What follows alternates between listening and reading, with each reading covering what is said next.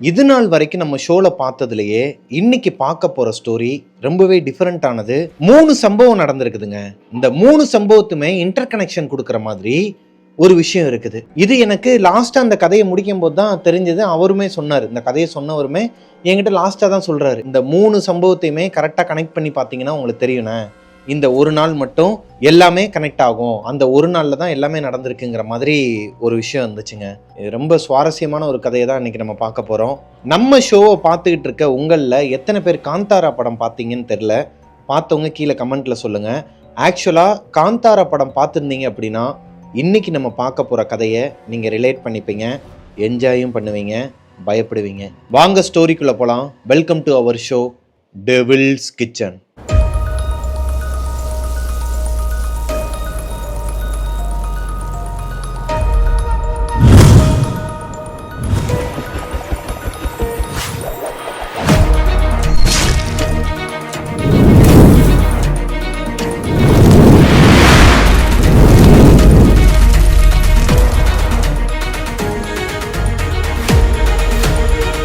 Hello ghosties, நான் உங்களோட பிரபாகரன். இன்னைக்கு நம்ம பார்க்க போகிற ஸ்டோரியை எனக்கு அனுப்புனவரோட பேர் வினு. வினு பெங்களூரை சேர்ந்தவருங்க. அவருக்கு தமிழ் நல்லா ஃப்ளூயண்ட்டாகவே வரும். அவர் பெங்களூரில் தான் பிறந்தது வளர்ந்தது எல்லாமே. அவரோட வாழ்க்கையில் மறக்க முடியாத 3 இன்சிடென்ட் இருக்குதாங்க. இந்த 3 இன்சிடென்ட்டுமே எனக்கு ஷேர் பண்ணியிருக்கிறாரு. ஆனால் இந்த 3 இன்சிடென்ட்டுக்குமே ஒரு இன்டர் கனெக்ஷன் இருக்குதுங்க. அதனால ஸ்டோரியை கவனமாக கேளுங்க. வாங்க ஃபர்ஸ்ட் இன்சிடென்ட்டுக்குள்ளே போகலாம். 2014 2014 வினு 4th ஸ்டாண்டர்ட் படிச்சுட்டு இருக்கிறாரு பெங்களூரில். அவங்களோட வீட்டுக்கு பக்கத்தில் ஒரு 4 வீடு தள்ளி ஒரு வீடு ஒன்று கட்டுறாங்க. அந்த வீட்டுக்கு புதுசாக ஒரு குடும்பமும் வராங்க. இந்த குடும்பம் வினுக்கு தூரத்து சொந்தமாங்க. ஆனால் வினுக்கு அந்த விஷயம் தெரியாது. அவங்க அப்பா அம்மாவுக்கு தெரியும். அவங்களோட வீட்டுக்கு பால் காய்ச்சறதுக்கு இவங்க எல்லாருமே போகிறாங்க. கலை மீனாங்கிறவங்க ஒரு கப்புள். அவங்களோட பையன் கவின்கிற பையனுக்கு வயசு வினுவோட வயசை விட 2 வயசு கம்மியாங்க. ஒரு ஜூனியர் பையன்தான். இருந்தாலும் ஃப்ரெண்டு மாதிரி பழகி வினு கவின் இவங்களுக்குள்ள அந்த பாண்டிங் வந்து ஒரு அண்ணன் தம்பிங்கிற பாசத்தை விட ஒரு ஃப்ரெண்டு, ரொம்ப நெருக்கமாயிடுறாங்க. இப்போது கவினும் வினுவும் ஒன்றா தான் சுற்றுவாங்களாம் ஏரியாவில். எங்கே போனாலும் ஒன்றா தான் போகிறது வர்றது. அது போக கவின் வினு வீட்டிலே தான் இருப்பாராம் எப்பயுமே. அவ்வளோ பெரிய வீடு கட்டினாலுமே புது வீடு, அதுவும் சொந்த வீடு. அந்த நேரத்தில் அதாவது 2014 55 இன்ச்சு டிவிங்கிறது சாதாரணமான விஷயம் கிடையாதாங்க. அவ்வளோ பெரிய டிவி இருந்தாலும் கவின் துளியளவு கூட அந்த பணக்கார புத்தி அந்த மாதிரிலாம் எதுவுமே கிடையாதான். அது கவினுக்கு மட்டும் கிடையாது, கவினோட அப்பா அம்மாவுக்குமே அந்த எண்ணம் கிடையாதாங்க. பொதுவாக இந்த சொந்தக்காரங்களாம் பக்கத்தில் எதனா ஒரு சின்னதாக ஒரு வீடு கட்டினாலே, ஒரு பைக் வாங்கினாலே ஒரு சீனை போடுவாங்க. அப்படி இல்லைன்னா நம்ம ஒரு பைக் வாங்கினாலே அது அவங்களுக்கு நம்ம BMW பைக் வாங்குற ரேஞ்சுக்கு ஒரு லுக் விடுவாங்க இல்லையா, அந்த மாதிரி சொந்தக்காரங்க இவங்க கிடையாது. ரொம்பவே நல்லவங்க. எவ்வளோ பணம் இருந்தாலும் தன்மையாக மனுஷங்களை மதிக்க தெரிஞ்ச ஒரு குடும்பங்க. நல்லா தான் போயிட்டு இருந்திருக்குது. கவின் வினு வீட்டுக்கு வர்றது, வினு கவின் வீட்டுக்கு போகிறது, இவங்க 2 பேருமே ஒன்றா டியூஷனுக்கு போகிறது, பட்டாசு வெடிக்கிறது, ஏரியாவை சுற்றுறது, கிரிக்கெட் விளாடுறது, இந்த மாதிரி இவங்களோட வாழ்க்கை ஜாலியாக போய்கிட்டு இருந்துச்சுங்க. அன்னைக்கு ஒரு நாள் நைட்டு இவங்க டியூஷன் போயிட்டு ரிட்டர்ன் வரும்போது ஏரியா பசங்க எல்லாருமே கிரிக்கெட் விளாட்றதுக்காக கிளம்பிட்டு இருக்கிறாங்க. எப்பவுமே இவங்களோட ஏரியாவில் கிரிக்கெட் விளாட மாட்டாங்களாம். ஒரு 3 தெரு தள்ளி போய் தான் கிரிக்கெட் விளாண்டுட்டு இருப்பாங்களாம். அங்கே அந்த கிரிக்கெட் விளாட்ற இடத்துக்கு பக்கத்தில் ஒரு பழைய பில்டிங் இருக்குமாங்க. அது 2 ஃப்ளோர் கொண்ட ஒரு அப்பார்ட்மெண்ட் டைப்பில் இருக்குமா. இந்த வீட்டில் ஆளுங்க இருக்கிறதுக்கு உண்டான ஒரு அடையாளமே தெரியாத அளவுக்கு ஒரு மாதிரி ஹாண்டட் பங்களா மாதிரி இருக்குமாங்க. பார்க்குறதுக்கு பயமாக இருக்குமா. ஆனால் அந்த வீட்டில் 2nd ஃப்ளோரில் தான் இவங்க டியூஷன் போயிட்டுருக்குறாங்க. அதை இப்போ போகிற டியூஷனில், இதுக்கு முன்னாடி அந்த டியூஷன் டீச்சர் வந்து இருந்தது அந்த வீட்டில் தான். ஆனால் கொஞ்ச நாள்லேயே அவங்க வந்து ஒரு 2 வாரத்திலேயே அந்த வீடை காலி பண்ணிவிட்டு வேற ஒரு இடத்துக்கு மாறிட்டாங்க வாடகைக்கு. ஏங்கிறது பசங்க கேட்கும்போது இல்லைடா அங்கே செட் ஆகலைங்கிற மாதிரி சொல்லியிருக்கிறாங்க. ஆனால் ஏதோ ஒரு விஷயத்த மறைக்கிறாங்கங்கிறது மட்டும் வினுவுக்கு தெரிஞ்சிருக்குதுங்க. இப்போ பசங்களாம் சேர்ந்து அந்த ஹாண்டட் வீட்டுக்கு முன்னாடி தான் கிரிக்கெட் விளாண்டுட்டு இருப்பாங்களாம். அங்கே 1st ஃப்ளோரில் யாரோ ஒருத்தவங்க இருக்கிற மாதிரியே இருக்குமா. ஆனால் இருக்கிறதுக்கு உண்டான எந்த ஒரு அறிகுறியுமே இருக்காதாங்க. கீழே அவங்களோட பைக்காக இருக்கட்டும், இல்லை யாருன்னா ஒருத்தவங்க இருக்கிறாங்கன்னா துணிக்கினி காய போடுவாங்க, ஏன்னா வெளியே வருவாங்க, அந்த மாதிரி யாருமே வரவும் மாட்டாங்களாம். இவங்க போகிறது எப்பயாச்சும் ஒருக்க தான். ஆனால் அந்த எப்பயாச்சும் ஒரு தடவை போகும்போது ஒரு 2 மணி நேரம் 3 மணி நேரம் கிரிக்கெட் விளாடுவாங்களாம். இந்த 3 மணி நேரத்தில் அந்த ஏரியாவே ஒரு மாதிரி மயான அமைதியாக இருக்குமா. மற்ற வீடுகள்லேருந்துலாம் ஆட்கள் வெளியே வருவாங்களாம். ஆனால் அந்த பில்டிங்லேருந்து மட்டும் யாருமே வரமாட்டாங்களாம். அதனாலேயே இவங்களுக்கு அங்கே யாருமே இல்லை போல நினச்சிட்டு தான் விளாண்டுட்டு இருந்திருக்கிறாங்க. அன்னைக்கு வினுவும் கவினும் விளாண்டுட்டு இருக்கும்போது ஒரு வயசான பாட்டி அவங்கக்கிட்ட வந்து, எப்பா தம்பி எனக்கு ஒரே ஒரு பால் பாக்கெட் மட்டும் வாங்கிட்டு வரியாப்பா, பாட்டியால் நடக்க முடியல, ஆள் இல்லை வீட்டில், நீ போய் வாங்கிட்டு வரியான்னு சொல்லிட்டு காசு கொடுத்துருக்குறாங்க. கன்னடாவில் பேசியிருக்கிறாங்க. பெங்களூரில் நடக்குது இந்த இன்சிடெண்ட். கன்னடாவில் சொல்லும்போது இப்போ வினு வந்து ஓகே பாட்டி நாங்கள் வாங்கிட்டு வந்துடுறோம்னு சொல்லிட்டு அங்கேருந்து ஒரு 4 பசங்களை கூப்பிட்டு போயிட்டு, ஏன்னா இந்த சின்ன வயசில் தனியாக போகிற பழக்கம் கிடையாது, 4 பேர் 5 பேர் போயிட்டு அதில் எதனா ஒரு டிப்ஸ் எடுத்து சாப்பிடுவோம் இல்லையா, அந்த மாதிரி இவங்க. ஆனால் இவங்க அந்த டிப்ஸும் எடுக்கலையாம். போயிட்டு பால் பாக்கெட்டை வாங்கிட்டு ரிட்டன் வந்திருக்கிறாங்க. அந்த பாட்டிக்கிட்ட இந்த பால் பாக்கெட்டையும் கொடுத்துருக்குறாங்க. அந்த பாட்டி இப்போது சேஞ்ச் எங்கப்பான்னு கேட்குறாங்க. இப்போ தான் இவங்களுக்கு ஞாபகம் வருது, ஐயோ பாட்டி மறந்துட்டோம், இந்த கிரிக்கெட் விளாண்டுட்டு இருக்கோமா அந்த ஞாபகத்தில் ரன்னை பற்றி பேசிக்கிட்டே போயிட்டு சேஞ்சு வாங்குறத மறந்துட்டோம், இருங்க நான் வாங்கிட்டு வந்துடுறேன்னு சொல்லிட்டு போயிருக்கிறாங்க. இப்போது 4 பசங்க தான் கிரிக்கெட் விளாண்டுட்டு இருந்திருக்கிறாங்க மொத்தமே. அங்கே இந்த 4 பசங்களுமே பால் பாக்கெட் வாங்குறதுக்காண்டி போயிட்டு ரிட்டன் வந்து இந்த பாட்டிக்கிட்ட கொடுத்துட்டு மறுபடியும் போய் சேஞ்ச் வாங்குறதுக்காக போயிட்டு ரிட்டன் வந்து பார்த்தா அந்த பாட்டியே காணுமா. அந்த பாட்டி சொன்னது, நான் இங்கே தான் இருக்கேன், ஃபஸ்ட் ஃப்ளோரில் தான்ப்பா இருக்கிறேன்னு சொல்லிட்டு அந்த ஹாண்டட் வீடு தான் காட்டியிருக்கிறாங்க, அப்பார்ட்மெண்ட்டை தான் காட்டியிருக்கிறாங்க. சரி ஓகே பாட்டியை காணும்னு சொல்லிட்டு உங்கள் மேலே ஏறி போயிட்டு காலிங் பில் அமுக்குனா ரொம்ப நேரமாக ஆள் வரவே இல்லை. சரி ஓகே நம்ம வெளியவே வந்து அந்த சேஞ்சை வச்சுட்டு போயிடலான்னு சொல்லிட்டு திரும்பும் போது ஒருத்தவங்க டோரை ஓப்பன் பண்ணிட்டு வந்திருக்கிறாங்க. ஒரு அம்மா பார்க்குறதுக்கே பயங்கரமாக இருந்திருக்குது. அந்த அம்மா பேசுகிறதும் ஒரு மாதிரி வேறு டோனில் தான் பேசியிருக்கிறாங்க. என்னப்பா யாருப்பா நீங்கள், என்னப்பா வேணும்னு சொல்லி கேட்டிருக்கிறாங்க. இல்லைங்க இந்த மாதிரி ஒரு பாட்டி வந்தாங்க, பால் பாக்கெட் வாங்கிட்டு சொன்னாங்க, நான் வாங்கிட்டு வந்து கொடுத்தேன், சேஞ்சு வாங்காமல் வந்துட்டேன்னு சொல்லிட்டு மறுபடியும் போயிட்டு ரிட்டன் வந்து பார்த்தா அந்த பாட்டியை காணோம், அவங்க இங்கே தான் இருக்கிறேன்னு சொன்னாங்க. என்னப்பா சொல்கிற, இங்கெல்லாம் யாருமே கிடையாதுப்பா, இங்கெல்லாம் நீ சொல்கிற மாதிரி யாரும் வயசான பாட்டிலாம் கிடையவே கிடையாது, நான் இங்கே தான் இருக்கிறேன் 1 வருஷமா. இப்போது வினுக்கும் கவினுக்கும் மற்ற 2 பசங்களுக்கும் ஒரு மாதிரி வேர்த்து கொட்ட ஆரம்பிக்குதுங்க.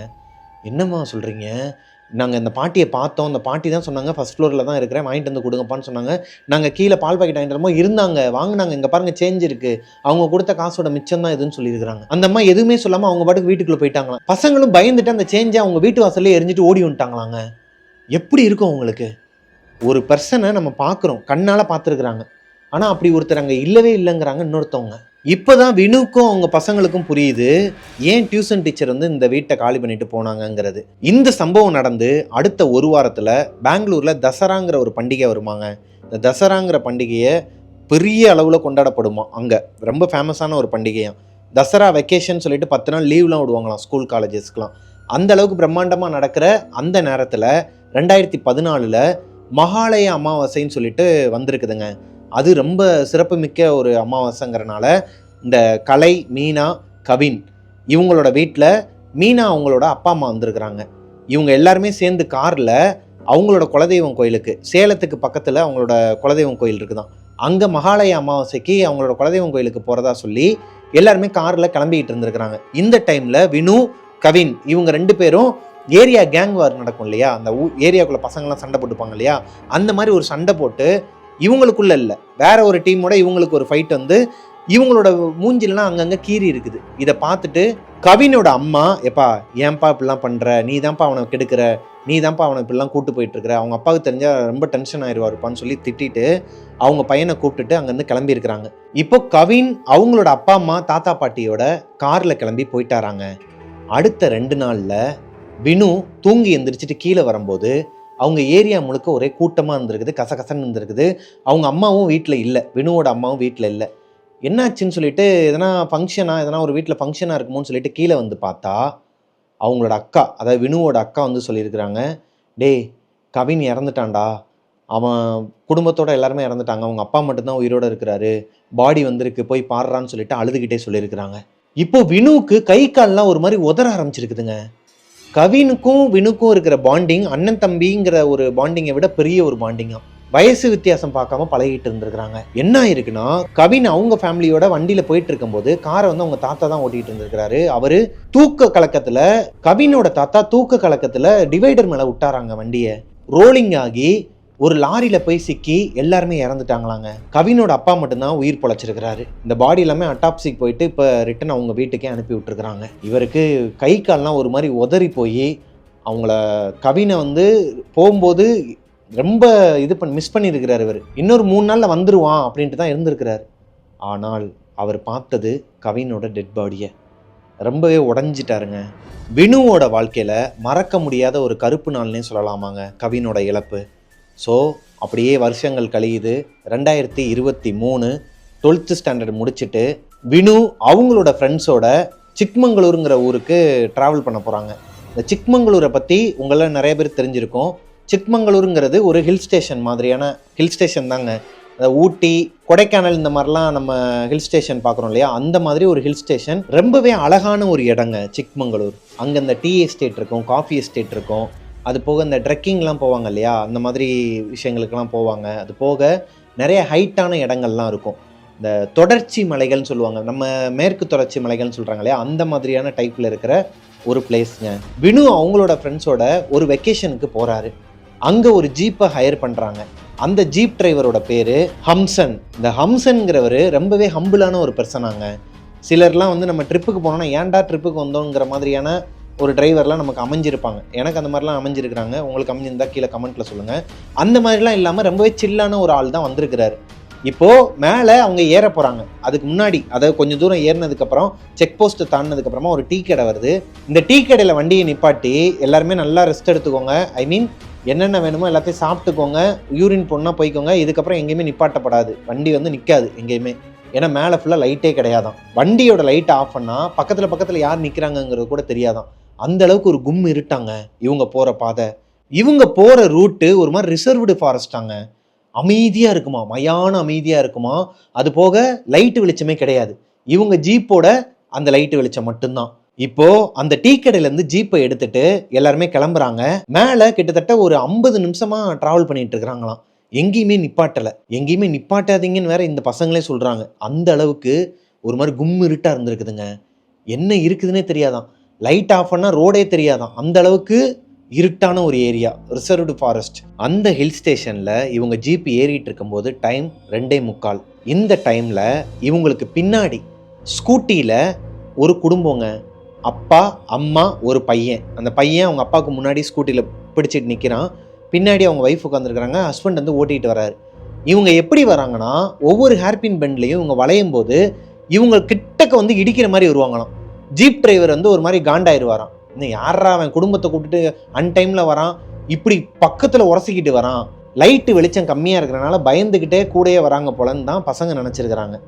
ஆனால் அடுத்தடுத்து 3 ஹேர்பின் பெண்ட்லையுமே அந்த வண்டி கிட்டக்க வந்திருக்குது.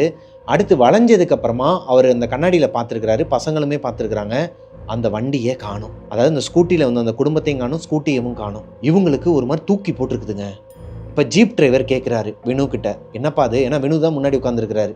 என்னப்பா அது, ஏதோ தப்பாக இருக்குதே தம்பி, கூடையே தானே வந்தாங்க, திடீர்னு காணா போயிட்டாங்க, பக்கத்தில் உரசுற மாதிரிலாம் வந்தாங்களேப்பா, யாரா, என்னவா இருக்கும்? இப்போ இவர் வினு என்ன நினச்சிக்கிறாருன்னா, இங்கே நிறைய கிராமங்கள்லாம் இருக்குன்னு சொல்லிட்டு கேள்விப்பட்டிருக்கிறாங்க. ஒரு ஊருக்கு டூருக்கு போகிறோம் அப்படின்னா அந்த ஊரை பற்றி பார்க்காம போக மாட்டாங்க இல்லையா, இந்த மாதிரி பார்த்துட்டு தான் போயிருக்கிறாங்க. நிறைய கிராமங்கள்லாம் சுற்றி இருக்கும். மேலே கொடைக்கானல் போகும்போதுமே நிறைய கிராமங்கள்லாம் இருக்கும் இல்லையா, கொடைக்கானல் போகிறதுக்கு முன்னாடி அதே மாதிரி நிறைய கிராமங்கள்லாம் இருக்கும். அங்கே இருக்கிற யாரோ ஒருத்தர் தான் வந்திருக்கிறாரு, பாதியிலேயே கொஞ்சம் வளைஞ்சு போயிட்டாரோ என்னவோன்னு சொல்லிட்டு மனசில் நினச்சிக்கிட்டு, அதெல்லாம் ஒன்றும் இல்லைண்ணே, நீங்கள் பாட்டு வண்டியை ஓட்டுங்கன்னு சொல்லிட்டு வந்திருக்கிறாங்க. இப்போது ரொம்ப தூரம் கடந்து வந்ததுக்கப்புறமா ஒரு டீ ஷாப் இருக்குது. அங்கனக்குள்ளே வண்டியை போட்டு புகை பிடிக்கிறவங்களாம் புகை பிடிக்கிறாங்க, யூரின் போகிறவங்களாம் போயிட்டுருக்குறாங்க. இந்த டைமில் டிரைவர் அண்ணன் போயிட்டு அந்த டீ கடைக்காரர்கிட்ட கேட்கலான்ட்டு போகிறாரு, யாராச்சும் இந்த பக்கம் பைக்கில் வந்தாங்களா, ஸ்கூட்டியில் வந்தாங்களா. ஏன்னா இவங்க ஏறி வந்து நின்று கிட்டத்தட்ட ஒரு 10 நிமிஷம் இருக்குமாங்க. இந்த 10 நிமிஷமாகவுமே பின்னாடி எந்த வண்டியும் வரலையாம். இந்நேரத்துக்கு அந்த வண்டி வந்திருக்கணும், நடுவில் எந்த ஊருமே இல்லை, இவங்களை தாண்டி போயிருக்கணும், இல்லை இவங்களுக்கு முன்னாடி போயிருக்கணும்.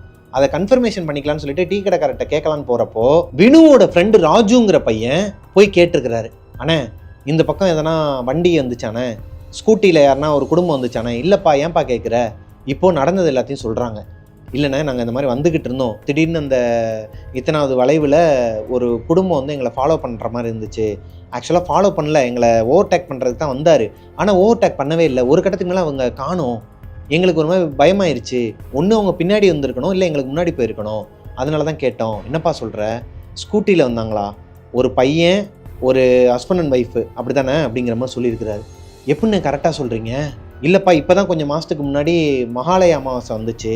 இந்த மகாலய அமாவாசை அன்னைக்கு அந்த முக்கு ரோட்டில் தான் நீங்கள் வளைஞ்சிங்கன்னு சொன்னீங்க இல்லையா, அங்கனுக்குள்ளே ஆக்சிடெண்ட்டில் ஒரு குடும்பம் இறந்துட்டாங்க. அவங்களோட ஸ்கூட்டியை கூட இன்னும் ரெக்கவர் பண்ணவே இல்லை, அங்கே தான் உடஞ்சி கிடக்கும், அங்கே தான் தூக்கி வச்சுருப்பாங்க, துருப்பிடிச்சு போய் கிடந்துருக்குமே, வரும்போது பார்க்கலையா அப்படிங்கிற மாதிரி கேட்டிருக்கிறாரு. இப்போது இந்த டிரைவராக இருக்கட்டும் பசங்களாக இருக்கட்டும் எல்லாருக்குமே ஒரு மாதிரி கை கால்லாம் நடுங்க ஆரம்பிக்குதுங்க.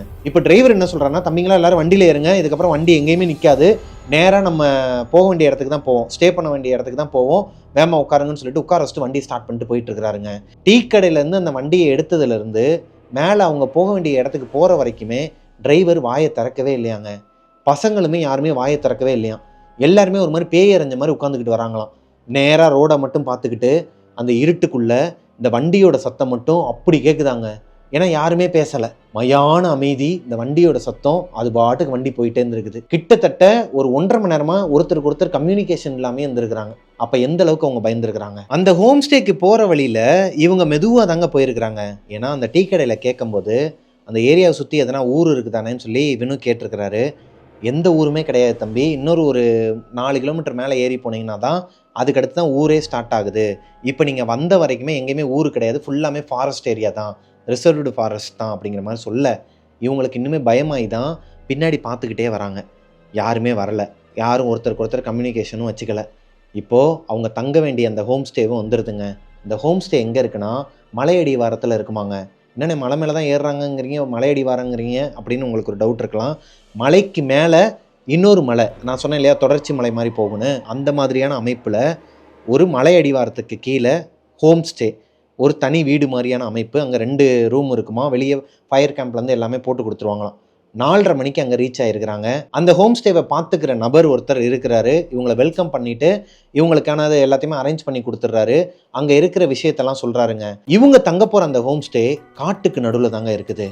சுற்றிலும் மலை, ஒரு மாதிரி பனி படர்ந்து இருக்குமாங்க. பக்கத்தில் ஃபுல்லாக காடு தான். ஒரு 20 மீட்டர் 30 மீட்ரு கொஞ்சம் கால் எடுத்து வச்சோனாலே காட்டுக்குள்ளே போயிடும். அந்த மாதிரியான ஒரு அமைப்பு. இந்த ரெசார்ட்டை சுற்றி மட்டும்தான் ஒரு 100 மீட்டருக்கு மட்டும்தான் இவங்களுக்கு ஏற்ற மாதிரி வச்சுருக்கிறாங்க, தங்குறதுக்கு ஏற்ற மாதிரி. மற்றபடி ஃபுல்லாக காடு தானா. அது காடை கொஞ்சம் தாண்டி ஒரு 2 கிலோமீட்டர் டிஸ்டன்ஸில் நிறைய கிராமங்கள்லாம் இருக்குதாங்க.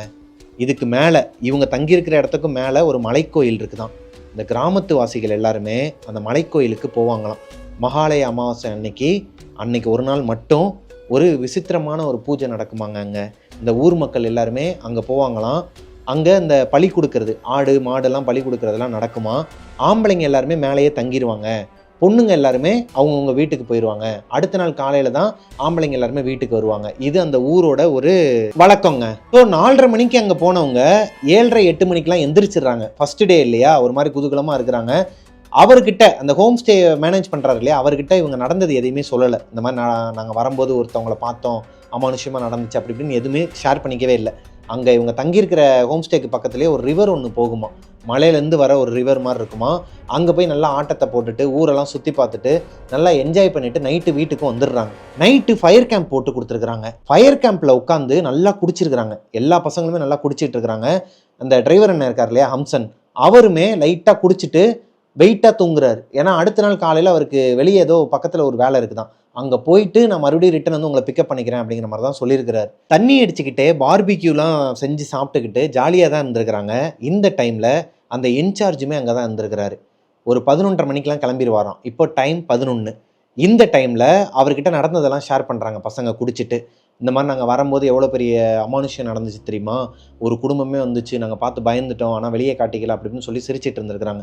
அந்த இன்சார்ஜ் என்ன சொல்கிறாருன்னா, என்னப்பா தம்பி சொல்கிறீங்க, நான் வேறு தனியாக தான் போகணும் வீட்டுக்கு, இந்த மாதிரிலாம் எதனா சொல்லி பயமுறுத்திக்கிட்டு இருக்காதீங்கன்னு சொல்லிட்டு நல்லா ஃபன்னாக தாங்க போயிட்டு இருந்திருக்குது. ஒரு 11:30 மணி இருக்குமா. இந்த பையன் கரண்னு ஒரு பையன், அந்த பையனுக்கு லைட்டாக ஜுரம் அடிக்க ஆரம்பிச்சிருக்குது. கரண் வினுக்கிட்ட வந்து சொல்கிறாரு, மச்சான் எனக்கு ஃபீவர் அடிக்கிற மாதிரி இருக்குடான்னு. இவரும் தொட்டு பார்க்குறாரு, ஹெவி ஃபீவர் அடிக்குது. என்னடா குடிச்சிருக்கடா, இப்போ காய்ச்சல் வேறு அடிச்சுன்னா என்னடா பண்ணுறது, அதெல்லாம் ஒன்றும் இல்லை மாமா சரியாயிருமாமான்னு சொல்லிட்டு உட்காந்து இருந்துருக்கிறார். ஒருத்தருக்கு ஒருத்தர் பேசி சிரிச்சுக்கிட்டு ஜாலியாக தாங்க இருந்துட்டு இருக்காங்க.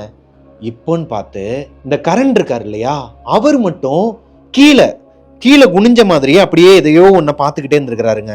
இவங்க எல்லாருமே கேம்ப் ஃபயர் போட்டு ரவுண்டாக தான் உட்காந்துருக்குறாங்க.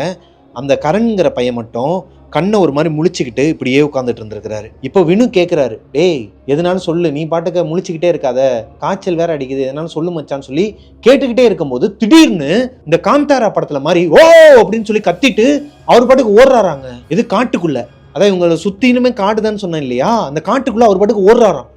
இவங்களாம் என்ன நினச்சிருக்கிறாங்க, போதை அதிகமாயிடுச்சு, சும்மா ப்ராங்க் பண்ணுறான்டா, விளையாடுறான்டா, டேய் கரணை வெளியே வந்துரு, உள்ள எதனா மிருகம் இருக்க போது, கரடி வந்துச்சுன்னா தாங்க மாட்டேன் வந்துருன்னு சொல்லி கிட்டத்தட்ட ஒரு 10 நிமிஷமாவே கிண்டல் பண்ணிக்கிட்டு வெளியவே உட்காந்து இருந்துருக்குறாங்க.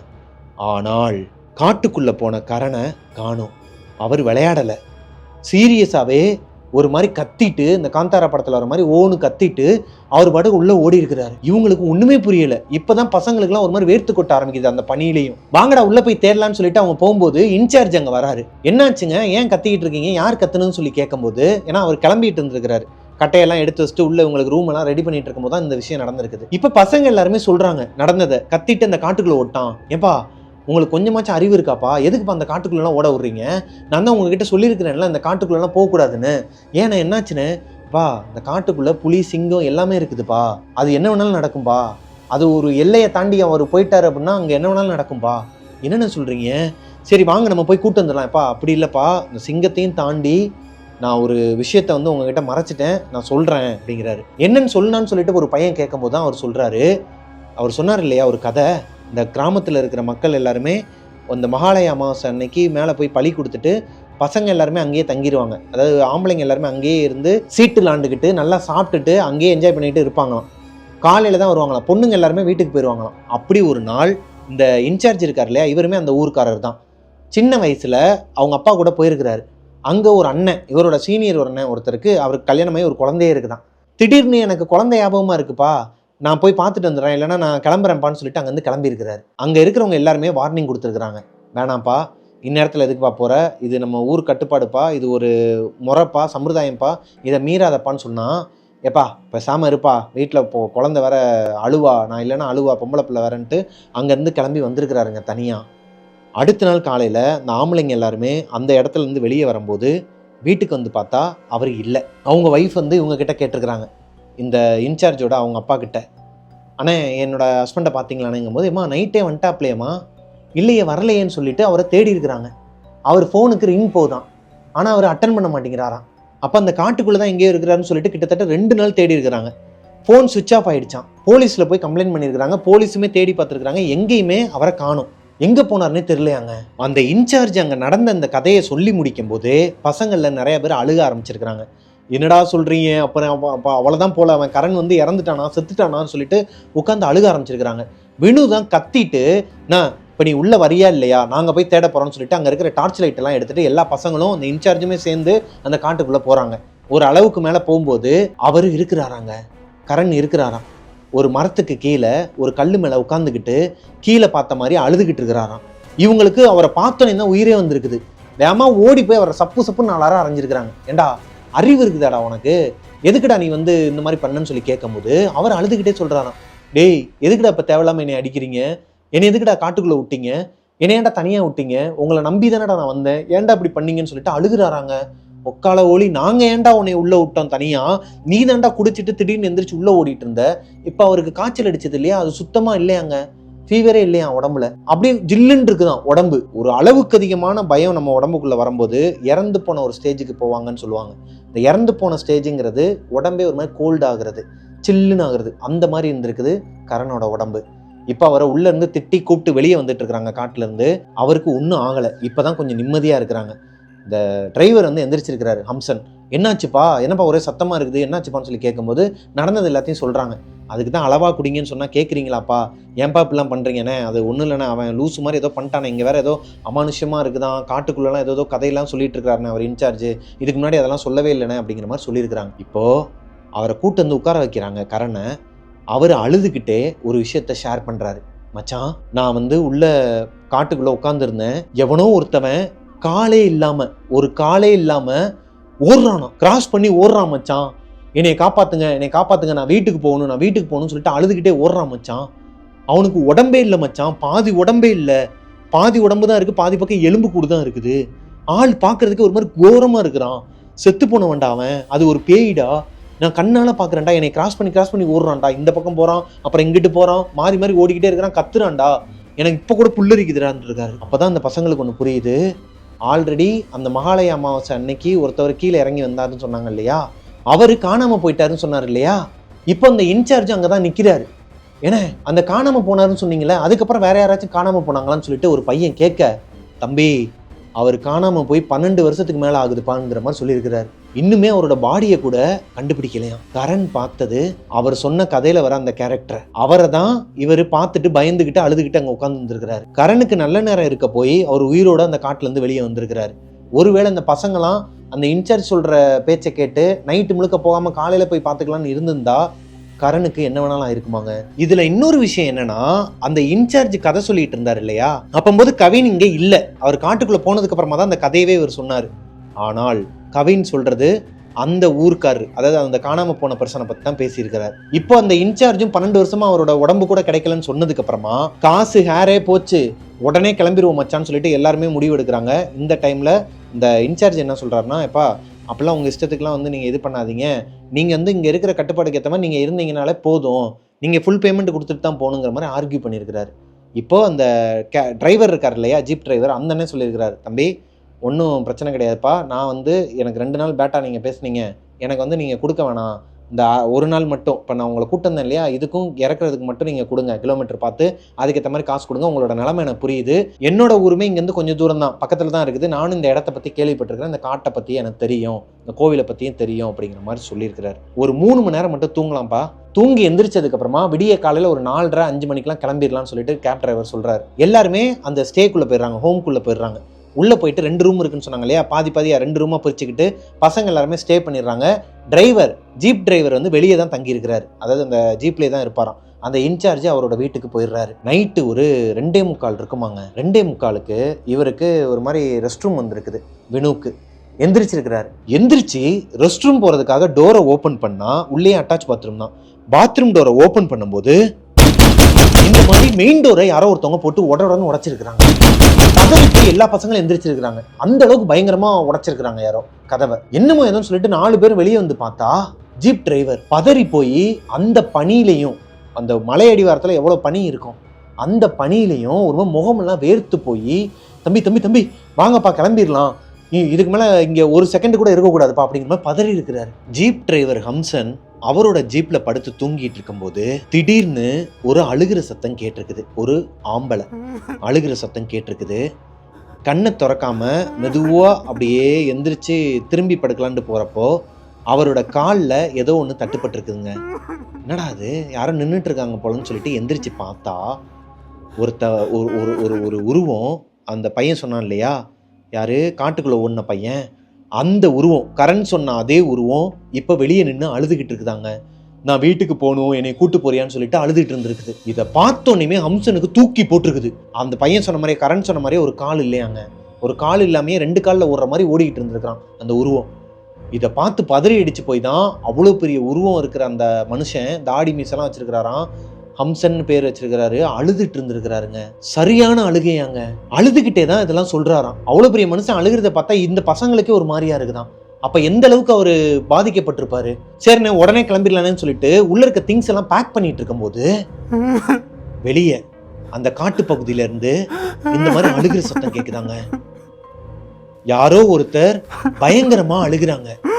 என்னைய வீட்டுக்கு கூட்டு போங்க, என்னைய வீட்டுக்கு கூட்டு போங்கன்னு சொல்லிட்டு சத்தம் கேட்குறாங்க உள்ள இருந்து, காட்டுக்குள்ள இருந்து. இதுக்கு மேல ஒரு செகண்ட் இருக்கக்கூடாதுன்னு சொல்லிட்டு பதறி அடிச்சுட்டு எல்லா பசங்களும் இருக்கதபடி அப்படியே போட்டுட்டு அவசர அவசரமா ஓடி இருக்கிறாங்க. இதுல ஜீப் வேற ஸ்டார்ட் ஆகலையாம். ரொம்ப நேரம் கஷ்டப்பட்டு இருக்காங்க. ஒரு 5 நிமிஷம் ஸ்ட்ரகிளுக்கு அப்புறமா தான் ஜீப் ஆன் ஆயிருக்குது. யாரோ ஒருத்தவங்க அவங்க ஜீப்புக்கு பின்னாடியே ஓடி வர மாதிரிலாம் இருந்திருக்குதுங்க. உங்களுக்கு உணர்வு இருந்திருக்குதுங்க. இவங்களை கிராஸ் பண்ணியும் ஓடுற மாதிரிலாம் இருந்திருக்குது. வாழ்நாளில் இந்த ட்ரிப்பை அவங்களால மறக்கவே முடியாதான். இதுக்கப்புறமா அங்கே போகவே கூடாதுரா அப்படிங்கிற ஒரு முடிவுக்கே வந்துட்டாங்களாங்க. இதில் என்ன ஒரு ஹைலைட்டான விஷயம்னு பார்த்தீங்கன்னா, இவங்க வீட்டுக்கு வந்ததுக்கப்புறமா, அதாவது அந்த மலையை விட்டு கீழே இறங்கினதுக்கப்புறமா இந்த ஹோம் ஸ்டே இன்சார்ஜ் இவங்களுக்கு ஃபோன் போட்டு காசு போட்டு விட சொல்லியிருக்கிறாரு. இவங்க நடந்தது எல்லாத்தையும் அவங்கக்கிட்ட சொல்லும்போது, அதெல்லாம் இல்லைப்பா, நீங்கள் எதனா சும்மா சொல்லிகிட்டு இருப்பீங்க, காசை போட்டு விடுங்க சார், நாங்கள் வந்து தங்கவே இல்லை, நாங்கள் ஏன் ஒரு நாள் நைட்லேயே பதறி அடிச்சுட்டு ஓடணும், எங்களுக்கு அப்படிலாம் அவசியம் கிடையாது, நான் அவங்க காசை போட்டு விட்றேன், ஆனால் அந்த இடத்துல ஏதோ ஒன்று இருக்குது, ஏதோ ஒரு அமானுஷம் இருக்குதுன்னு சொல்லிட்டு ஃபோனை கட் பண்ணிட்டாங்களாங்க. வினு அந்த கேப் டிரைவர் ஹம்சன் கூட இப்போ வரைக்குமே கான்டாக்டில் தான் இருக்கிறாராங்க. அவர் எதனா ஒரு பண்டிகைனா இவருக்கு மெசேஜ்லாம் அனுப்புவாராம் வாட்ஸ்அப்பில். ஸோ இப்போ ரீசெண்டாக ஒரு மலைக்கு ட்ரெக்கிங் போயிருக்கிறாங்க. யார்? வினு. அவரோட அண்ணன் ஃபாரினில் இருக்கிறாராம். அவர் ஒரு நாள் வருவாராம், எப்பயாச்சும் ஒருக்க தான் வருவாராம். அப்போ இந்த மாதிரி ட்ரெக்கிங்க்கெலாம் கூப்பிட்டு போவாராம். அவருக்கு ரொம்பவே ஒரு ட்ராவல் ஃப்ரீக்காங்க. ட்ராவல் பண்ணுறது அவருக்கு ரொம்பவே பிடிக்குமா அவங்க அண்ணனுக்கு. அதனாலேயே அவரோட கூகுள் மேப்பை எடுத்து பார்த்தோன்னா கிட்டத்தட்ட எல்லா கண்ட்ரிக்குமே போயிருப்பாராம். அந்த அளவுக்கு ஒரு ட்ராவல் லவர். இப்போ அவங்க தம்பி வினுவை கூப்பிட்டுக்கிட்டு அவங்க ஃப்ரெண்ட்ஸ் எல்லாரையும் கூப்பிட்டுக்கிட்டு ட்ரெக்கிங் போயிருக்கிறாங்க. இப்போ போனாங்க இல்லையா சிக்மங்களூர், அதுக்கு பக்கத்துலேயே ஒரு பெரிய மலைக்கு தான் ட்ரெக்கிங் போகிறாங்க. இந்த ட்ரெக்கிங் போகும்போது ஆல்ரெடி நம்ம இந்த ட்ரெக்கிங்கை பற்றி ஒரு ஸ்டோரி பார்த்துருக்குறோம். பார்க்காதவங்களுக்கு கீழே நான் கொடுக்குறேன். நடுக்காட்டில் நடந்த அமானுஷ்யம்னு சொல்லிட்டு ஒரு வீடியோ பண்ணியிருப்போம். அதுவுமே பெங்களூரில் நடந்த ஒரு உண்மை சம்பவம் தான். அதை நீங்கள் இந்த வீடியோ முடிச்சுட்டு போய் பாருங்கள். இப்போ இந்த ட்ரெக்கிங்க்கு போகும்போது அந்த கதையில் பார்த்த மாதிரியே தாங்க ஒரு ரேஞ்சர் ஒருத்தர் கூட வருவார். ஒரு கான்ஸ்டபிள் மாதிரியான ஒரு பர்சன் கூட வருவாராம். அவர் தான் இவங்களை ஆர்கனைஸ் பண்ணி மேலே கூட்டு போயிட்டு கீழே கூட்டு வர வரைக்கும் அவரோட பொறுப்பு தான் இவங்க எல்லாருமே. ட்ரெக்கிங்க்கு மேலே ஏறி போயிட்டு இருக்கும்போது அவர் ஸ்ட்ரிக்டாக சொல்லியிருக்கிறாரு, ஒருத்தருக்கு ஒருத்தர் பின்னாடியே வாங்க, யாருமே தொலைஞ்சு போயிடாதீங்க, தொலைஞ்சு போனீங்கன்னா உங்களை இந்த காட்டுக்குள்ளே கண்டுபிடிக்கவே முடியாது, இது ஒரு டீப் ஃபாரஸ்ட், இங்கே நீங்கள் தொலைஞ்சிங்கன்னா நீங்கள் எங்கே இருக்கீங்கன்னு உங்களுக்கும் தெரியாது எங்களுக்கும் தெரியாது. அந்த மாதிரி நிறைய பேர் தொலைஞ்சு போயிருக்கிறாங்கன்னு வார்னிங் கொடுத்து தான் மேலே கூட்டு போயிருக்கிறாரு. ஆனால் அதை மீறியும் ஒருத்தர் காணாமல் போயிடுறாரு. என்னடான்னு சொல்லி பின்னாடி திரும்பி பார்க்குறாங்க. இவர் அசிங்கமாக திட்டுறாராம். யார்? அந்த ரேஞ்சர்.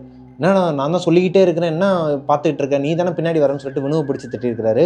வினுவும் பதிலுக்கு திட்டிருக்கிறாரு, யோ என்ன நினச்சிட்டு இருக்கிற, விட்டா ஓவரா பேசிக்கிட்டு இருக்கிற, அவர் எங்கே போயிருக்க போகிற, எங்கன்னா சூச்சு கீச்சு போயிருப்பாரு, இப்போ வந்துருவார் அமைதியாக இருந்தால் இன்னும் பிடிச்சி திட்ட ஆரம்பிக்கிறாராம். இவங்களால எதுவுமே சொல்ல முடியல, நடுக்காட்டில் நிற்கிறாங்க.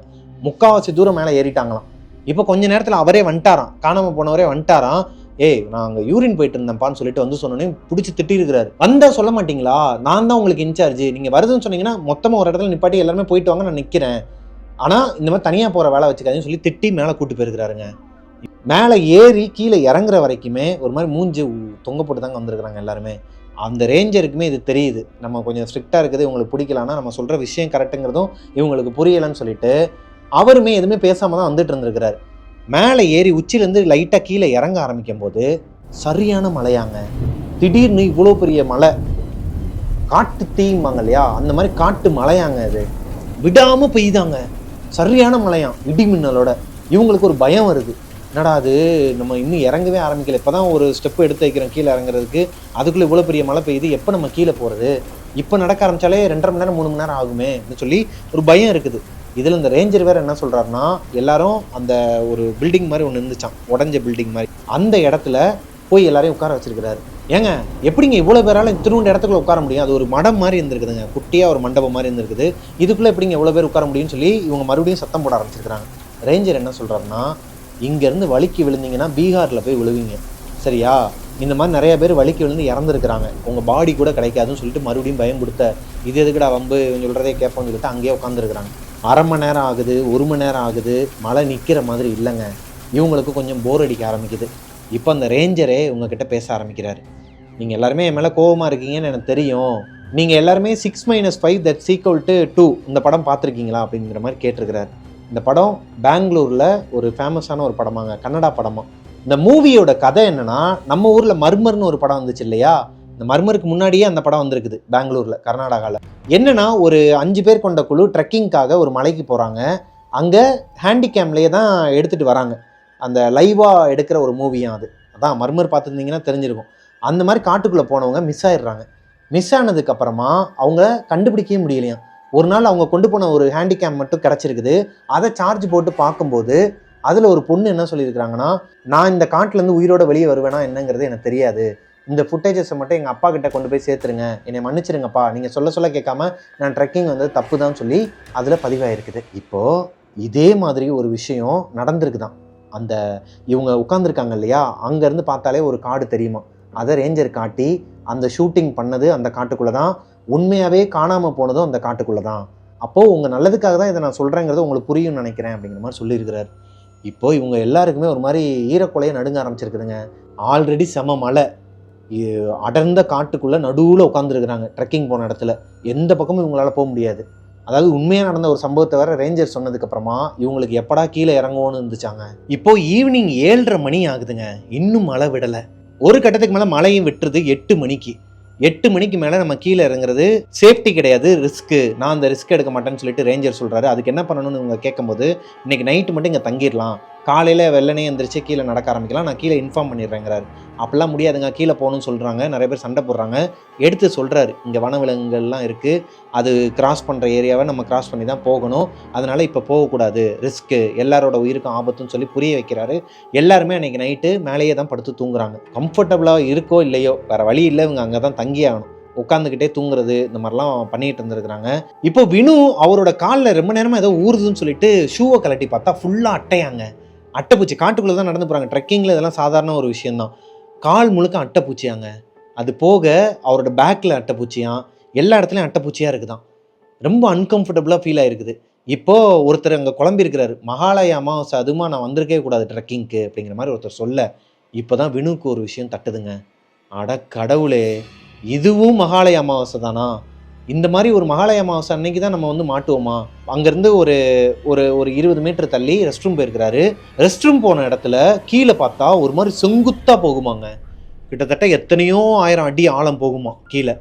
அவ்வளோ பெரிய ஆழத்தில் தூரத்தில் ஒரு 4 பேர் சில்லவுட்டில் ஒரு மாதிரி புகை மாதிரியான உருவம், மண்டையில் லைட்டு வச்சுக்கிட்டு இந்த ட்ரெக்கிங் போவாங்க இல்லையா, அந்த மாதிரி நடந்து போயிட்டு இருக்காங்கலாம் காட்டுக்குள்ளே. இதை பார்த்தோன்னே இவருக்கு தூக்கி போட்டிருக்குது. ஏன்னா ரேஞ்சர் இப்போ தான் சொல்லியிருக்கிறாரு இந்த காட்டை பற்றி, யாருமே இங்கே வரமாட்டாங்க, ஆல்ரெடி இந்த காட்டுக்குள்ளே நிறைய பேர் தொலைஞ்சு போயிருக்கிறாங்க, அவங்களோட ஆத்மாவுமே இந்த பக்கத்து காட்டில் சுற்றுறதா பேச்சுக்கள்லாம் அடிப்படும், ஆனால் நான் லைவாக பார்த்ததில்லை அப்படிங்கிற மாதிரிலாம் சொல்லியிருக்கிறார். இப்போ இவர் லைவாக அதை பார்த்தோன்னே சிக்மங்களூர் போகும்போது அவங்களோட ஃப்ரெண்டுக்கும் ஜீப் டிரைவர் இவங்களாம் தான் சொல்கிறத வச்சு தான் இவர் பயந்துருக்கிறார். அந்த ஸ்கூட்டியில் வந்த ஒரு குடும்பத்தை மட்டும்தான் இவர் லைவாக பார்த்துருக்கிறார். இப்போ இங்கே ஒரு 4 பேர் நடக்கிறத பார்த்துட்டு கத்திருக்கிறாரு. கத்துல அந்த ரேஞ்சர் அங்கே உட்காந்துருந்தவங்க எல்லாருமே பதறி அடிச்சுட்டு ஓடி வந்திருக்கிறாங்க. அவரை கூப்பிட்டு ஒரு நிமிஷம் கூட இருக்காதாங்க அங்கே காட்டியிருக்கிறாரு, அங்கே யாருமே இல்லையா. தம்பி இதெல்லாம் உன்னோட கற்பனைப்பா, நான் இவ்வளோ நேரம் சொன்னேன் இல்லையா, அதையே நினச்சிட்டு உட்காந்துருப்பா, ஒன்றும் பிரச்சனை இல்லை வாப்பான்னு சொல்லிட்டு அவர் ஆறுதல் சொல்லி கூப்பிட்டு போயிருக்கிறாரு வினுவை. ஆனால் வினுக்கு நல்லா தெரியுமாங்க, அவர் அம்மா சத்தியம்லாம் பண்ணுறாரு. அம்மா சத்தியமாக சொல்கிறேன்னு, நான் பார்த்தது உண்மை. ஒரு 4 பேர் ட்ரெக்கிங் போகிற மாதிரி போயிட்டு இருந்தாங்க. நான் அவங்கள கூப்பிட்டு அடுத்து ஒரு நிமிஷம் கூட இருக்காது, நான் கத்துல அவங்க வேமா தான் ஓடி வந்தாங்க. அந்த ஃப்ராக்ஷன் ஆஃப் த செகண்டில் அவன் எங்கே போனான்னு தெரில. அன்றைக்கி நைட்டு முழுக்க வினு தூங்கவே இல்லையாங்க. வினு மட்டும் இல்லை, நிறைய பேருக்கு ஒரு மாதிரி அன்கம்ஃபர்டபுளாக தான் இருந்திருக்குது. அப்படியே கதை பேசிக்கிட்டே ஜாலியாக பொழுதுபோக்கிக்கிட்டு விடிய காலையில் ஒரு 4:30 மணிக்கெலாம் ரேஞ்சருமே தூங்கவே இல்லையா. ஸோ எல்லாருமே டயர்டோட கீழே இறங்கி வந்திருக்கிறாங்க. செம்ம டயர்டாங்க. அங்கேயே வெளியே வந்ததுக்கப்புறமா ஒரு ரூம் போட்டு தங்கி, அந்த உங்களோட லிஸ்ட்லேயே கிடையாது தான் ரூம் போடுறது. வெளியே வந்தோடனே அந்த மலையை தாண்டினோடனே ஒரு ரூம் போட்டு கிடச்ச ரூமில் போய் படுத்து தூங்கிட்டு ஒரு 6 மணி நேரம் கழிச்சு தான் எந்திரிச்சு அவங்களோட ட்ராவலை கண்டினியூ பண்ணியிருக்கிறாங்க. அடுத்து அவங்களோட வீட்டுக்கும் போயிருக்கிறாங்க. இப்போ வரைக்குமே அந்த 4 பேர் யார், அந்த காட்டுக்குள்ளே பார்த்த 4 உருவம் யாருங்கிறது இவரோட மண்டைக்குள்ளே ஓடிக்கிட்டே இருக்குமாங்க. யாருக்கிட்ட சொன்னாலும் நம்ப மாட்டாங்களாம். ஆனால் இவர் பார்த்தது உண்மைதான், யார்கிட்ட சொல்கிறதுனே தெரியலண்ணே அப்படிங்கிற மாதிரி சொல்லிட்டு இருந்தார். அது போக மகாலய அமாவாசை அன்னைக்கு மட்டும் ஏன் இவருக்கு இந்த மாதிரியான அமானுஷ்யங்கள்லாம் நடக்கணும்? இப்போ ரீசெண்டாக போன மகாலய அமாவாசை அன்னைக்கு அவங்களோட கிராண்ட் ஃபாதர் ஒருத்தர் இறந்துட்டாராம். ஆனால் அவர் வந்து நேச்சுரல் டெத்து தானே, 92 வயசாகுதான் அவருக்கு. அதனால் இவர் வந்து அதை பெருசாக எடுத்துக்கலாம். ஒருவேளை மகாலய அமாவாசை அன்னைக்கு எதனா ஒரு விஷயம் இப்படி நடக்குங்கிறக்காண்டி நடந்துச்சா, நேச்சுரல் டெத்தானவரை வந்து இது கூட கனெக்ஷன் பண்ண முடியாது இல்லையா, அதனால் குழப்பத்தில் தான் இருக்கிறாராங்க. அவர் என்ன சொல்கிறாருன்னா, பெங்களூரில் ஒரு நாள் அவங்க வீட்டுக்கு வெளியே ஒரு குடுகுடுப்புக்காரன் வந்திருக்கிறாரு. அவர் என்ன சொல்லியிருக்கிறாருன்னா, ஒரு ஆத்மா ஒன்று இந்த வீட்டில் இருக்கிற பையனை தொடர்ந்துகிட்டு இருக்குன்னு இருக்கிறாரு. இவர் சும்மா இருப்பாரா, தூக்கம் இல்லை, ஆல்ரெடி ஒரு குழப்பத்தில் தான் இருக்கிறார். வெளியே வந்து அந்த ஆள்கிட்ட கேட்டிருக்கிறாரு, என்னாச்சுன்னு இந்த மாதிரி நீங்கள் ஏதோ சொல்லிகிட்டு இருக்கீங்க, என்ன சொல்லுங்கன்னு சொல்லி கேட்கும்போது அவர் சொல்லியிருக்கிறாருங்க, ஒரு ஆத்மா, உன்னோட உறவில் இருக்கிற ஒரு ஆத்மா தான் உன் கூடவே இருக்குது, உன் கூட அது துணையாகவும் நிற்கிது, அது நிறைவேறாத ஒரு ஆசையில் இறந்து போனனால அது உன் கூடயே தான் இருக்குது, அதனால தான் நிறைய ஆத்மாக்கள் இவரை வந்து தொடர்பு கொள்றதா அவர் சொல்லியிருக்கிறாராம். அதில் இவருக்கு பெருசாக உடன்பாடு இல்லையாங்க. சும்மா எதனா ஒன்று சொல்லிட்டு இருப்பார். அவர் ஏதோ ஒரு ஆத்மா என் கூட இருக்குதுன்னு சொன்னதை கூட ஓரளவுக்கு நான் நம்புவேன், ஏன்னா எனக்கு இவ்வளோ சம்பவங்கள் நடந்தனால, லைவா உண்மையா. ஆனால் எல்லா ஆத்மாக்களும் என்கிட்ட வந்து தொடர்பு கொள்ள வருதுன்னா நான் என்ன மாஸ் படத்தில் வர சூர்யாவா அப்படிங்கிற மாதிரி அவரே சொல்கிறாரு. அதில் எனக்கு உடன்பாடு இல்லைன்னு, ஆனால் இது எல்லாமே என்னை சுற்றி நடக்குது, இப்போ வரைக்கும் நடந்துக்கிட்டு தான் இருக்குது, ஒவ்வொரு மகாலய அமாவாசைக்கும் எதனா ஒரு அமானுஷம் நடக்குது அப்படிங்கிற மாதிரி சொல்லியிருக்கிறாரு. இது எதனால் அவருக்கு நடக்குதுன்னு உங்களுக்கு எதனா ஐடியா இருந்ததுன்னா கீழே கமெண்ட்டில் சொல்லுங்கள். அவருமே இந்த ஸ்டோரியை பார்த்துட்ருப்பார். அவரோட பேர் வினு கிடையாது, எல்லாமே புனை பெயர்கள் தான் நீங்கள் பார்த்தது. ஸோ அவர் என்கிட்ட சொன்ன ஸ்டோரியை நான் என்னோடய ஸ்டைலில் உங்ககிட்ட நரேட் பண்ணிட்டேன். இதில் என்னென்ன டவுட்ஸ் இருக்குதோ அதை கீழே கமெண்ட்டில் வந்து கேளுங்க. இந்த ஸ்டோரி உங்களுக்கு பிடிச்சிருந்துச்சுன்னா லைக் பண்ணிடுங்க. உங்களோட வாழ்க்கையிலையும் இதே மாதிரி எதனா அமானுஷம் நடந்திருக்குது, அதை என்கிட்ட ஷேர் பண்ணணும்னு நினச்சிங்கன்னா மிஸ்டர் பிரபாகரன்கிற இன்ஸ்டாகிராம் ஐடிக்கு வந்து எனக்கு இன்பாக்ஸ் பண்ணுங்கள். மிஸ்டர் பிரபாகரன்கிற அந்த இன்ஸ்டாகிராம் ஐடியை ஃபாலோவும் கொடுத்துக்கோங்க. மிஸ்டர் பிரபாகரன் யூடியூப் சேனலை சப்ஸ்கிரைப் பண்ணிடுங்க. பக்கத்தில் இருக்க பெல் ஐக்கானை தட்டி விட்டுருங்க. நெக்ஸ்ட்டு ஒரு சுவாரஸ்யமான ஸ்டோரியில் உங்களை மீட் பண்ணுற வரைக்கும் பாய். ஏம்மா, எப்போலேருந்து உங்களுக்கு இந்த ப்ராப்ளம் இருக்குது?